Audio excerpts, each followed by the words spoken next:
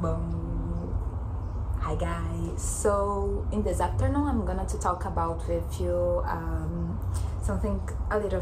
Ok, vou falar em português, tá?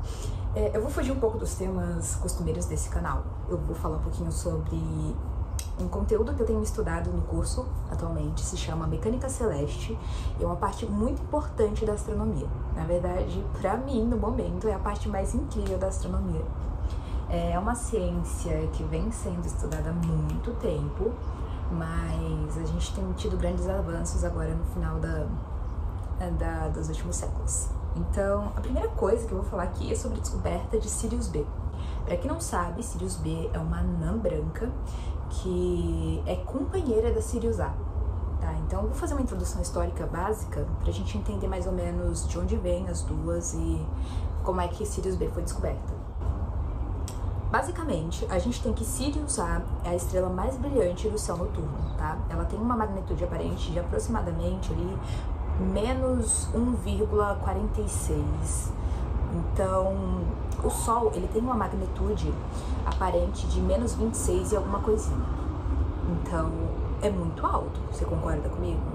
A gente tá ali mais próximo do Sol em relação a outras estrelas. Então, é o que a gente olha assim e fala, caraca, isso brilha pra caramba. Uma coisa interessante é que a gente dá valores negativos para quanto maior for o brilho da estrela. Isso foi uma coisa criada por um astrônomo da antiguidade, o nosso querido e muito bem falado... Menina, qual que é o nome do rapaz? Eu não vou lembrar. Hiparcos. Veio aí, gata. Consegui. Hiparcos, tá? Então, ele determinou que estrelas mais brilhantes estariam mais próximas do zero, do valor zero. Estrelas com um brilho mais tênue, mais baixo, mais próximo de números maiores. Então, na época dele, estrelas muito brilhantes, ele deu magnitude 1. E estrelas mais tênues, magnitude 6. Eu acho que ele conseguia ver, na verdade o olho humano consegue ver até a magnitude 6, se eu não me engano, tá?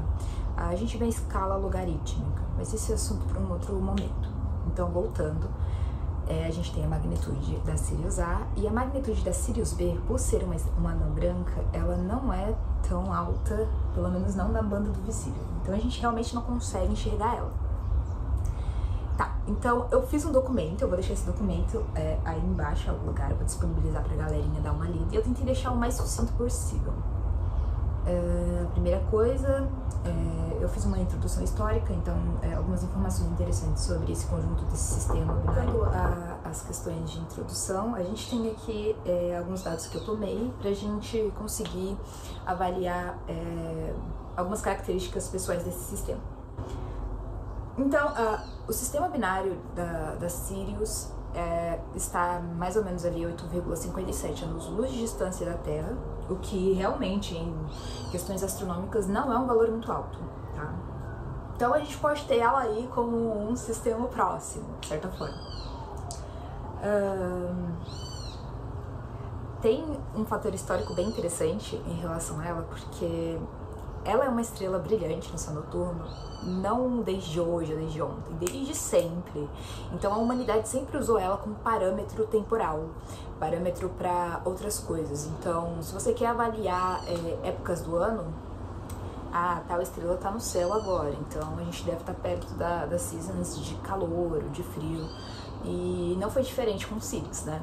Então, na antiguidade, tem até uma história interessante, que é o fato de que muita gente fala, nossa, que calor do cão, né? Pra mim essa era uma referência ao inferno, porque o inferno é quente e tem pessoas que atribuem o demônio ao cão, mas na verdade não. Como Sirius pertence à constelação do cão, e quando ela surge ali no céu, o pessoal tinha a noção de que o verão tá chegando.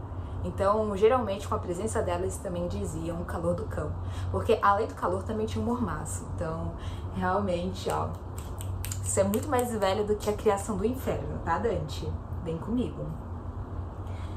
E daí a gente parte volta, né, para questões mais recentes. e a gente atribui então novos conhecimentos relacionados a observações astronômicas. Todo mundo que estuda astronomia já ouviu falar de Halley. Ele foi um astrônomo lá do século XVIII e ele descobriu muita coisa, ele catalogou muita coisa, observou muita coisa. Então, ele fez algumas análises relacionadas a Sirius e ele observou que ela tinha movimento próprio, tá? O que isso significa? Quando a gente olha para uma estrela, a gente tem a noção de que ela está sempre no mesmo lugar.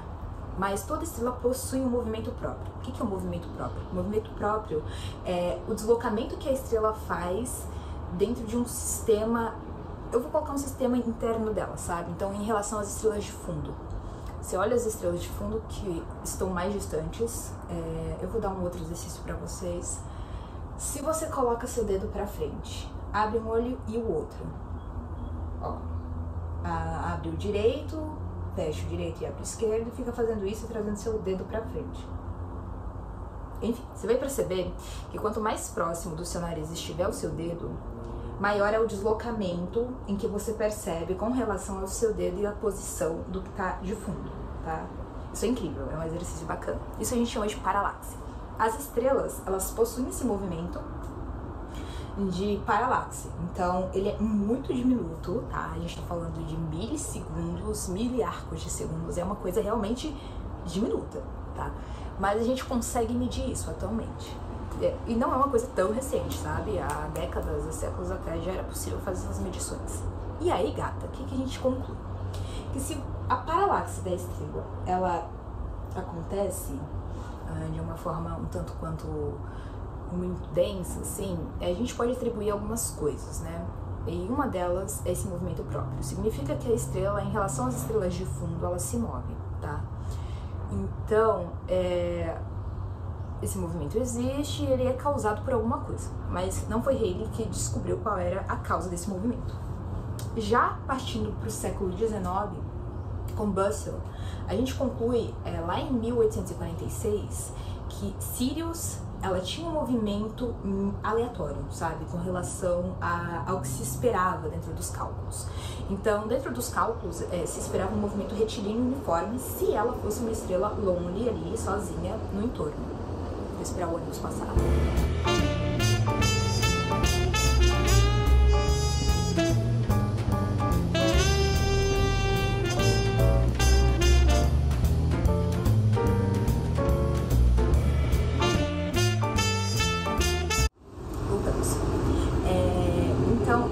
Temos aí a questão do Bessel. Ele, através de cálculos relacionados a forças gravitacionais, são cálculos assim bem simplórios, você não precisa de nenhum grande raciocínio gigantesco, não hoje, né? Séculos atrás poderia ser, mas hoje é extremamente simples. Associação de força gravitacional com alguns outros sistemas. Então, associação de força gravitacional com alguns outros sistemas. Então, a gente procura por vínculos, sabe? A gente vai juntar dois corpos e junto desses dois corpos a gente começa a encontrar algumas relações. A força gravitacional, ela é dada pela constante gravitacional, a massa do corpo 1, massa do corpo 2, dividido pela distância que separa esses dois corpos, tá? Vai estar mais bonitinho no slide, eu vou tentar mostrar pra vocês depois. Mas a distância ela influencia demais as forças gravitacionais. E quando os corpos eles estão se movendo um em torno do outro, a gente tem que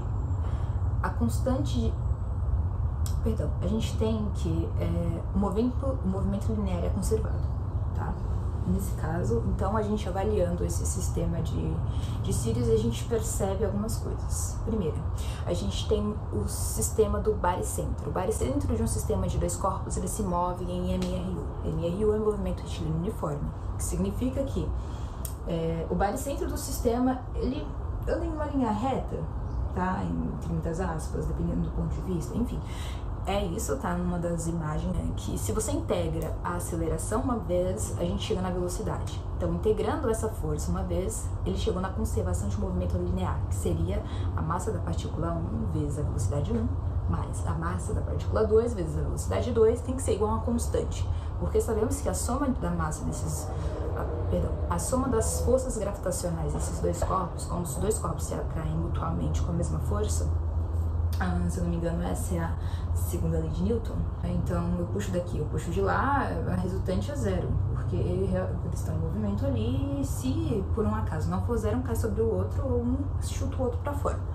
Então temos isso.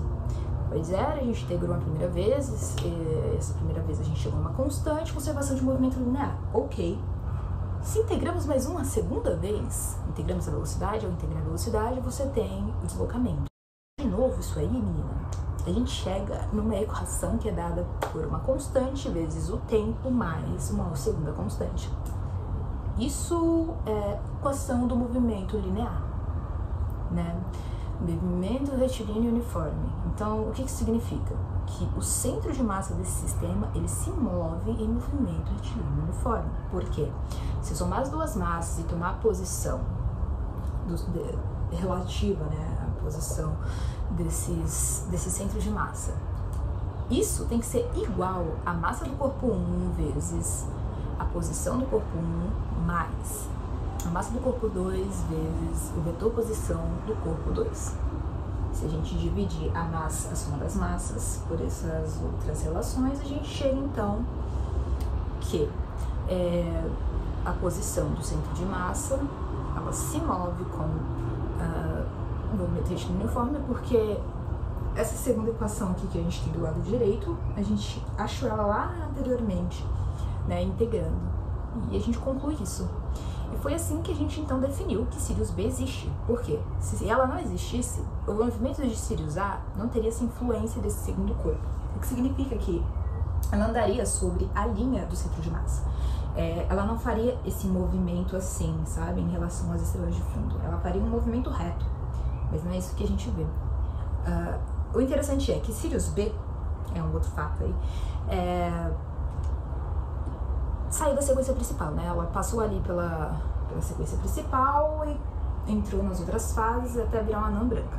Mas anteriormente, antes de ser uma anã branca, ela era uma estrela mais massiva que Sirius A, que tem em torno aí de 2,5 vezes a massa do Sol, tá? Pode ser que esse valor esteja diferente. Aqui, 2,4 na verdade, a massa do Sol. Elas estão a uma distância de 20 unidades astronômicas. 20 unidades astronômicas equivale a mais ou menos a distância entre o Sol e Urano, tá?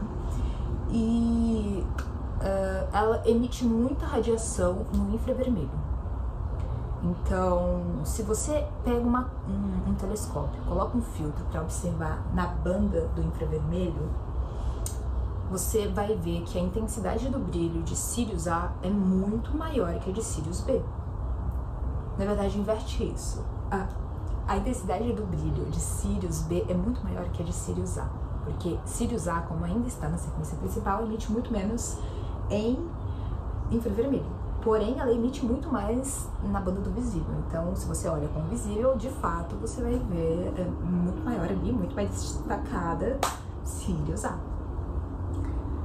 Deixa eu ver se tem mais alguma coisa. A gente já comentou que ela tá na constelação de Canis Maior. Beta fora da sequência principal. Tudo bem. E é isso, gatas. Passamos por todo o raciocínio até o ponto de descoberta dela. E aí, então, vou mostrar pra vocês os slides que eu criei aqui. Eu tô escrevendo um livro pra juntar tudo que eu tenho feito nessa matéria, porque é muita coisa legal. E vocês vão ter acesso a isso. Beijo, eu espero que vocês curtam isso. Qualquer dúvida, vocês larguem aí embaixo que eu tô respondendo. Que eu não souber, a gente procura no Google.